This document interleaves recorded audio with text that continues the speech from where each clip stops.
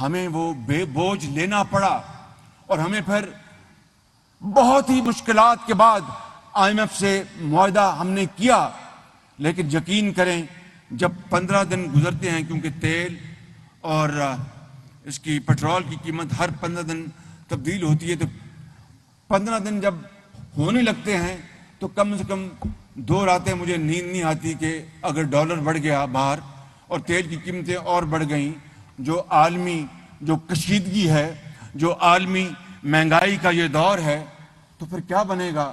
لیکن اللہ تعالیٰ کا کرم ہے، یہ پچھلی مرتبہ بھی حضرت نے کوئی دعا کی اور پھونک ماری اور اسحاق ڈار صاحب تشریف لے آئے.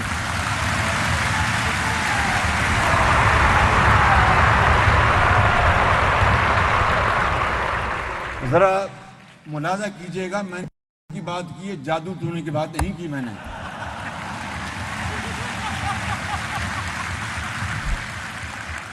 اور پھونک مارنا قرآن کریم کی تلاوت کرنے کے بعد تو بہت ہی ثواب کا کام ہے.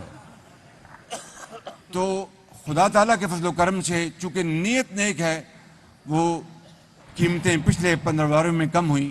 اب کل پھر ہم نے نئی قیمت جاری کرنی ہے، تو میں پھر حضرت کی خدمت میں حاضر ہوں گا کہ ایک اور پھونک مار دیں.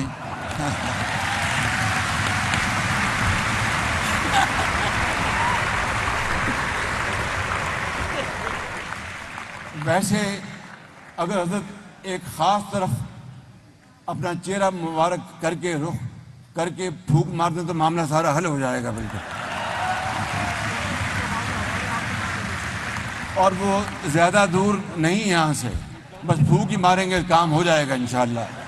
پاکستان کے 22 کروڑ عوام مشکلات سے نکل آئیں گے. میرا یہ ایمان ہے اس مالک نے یہ ملک، عظیم ملک پاکستان، یہ معرض وجود میں آیا غریب رہنے کے لیے نہیں،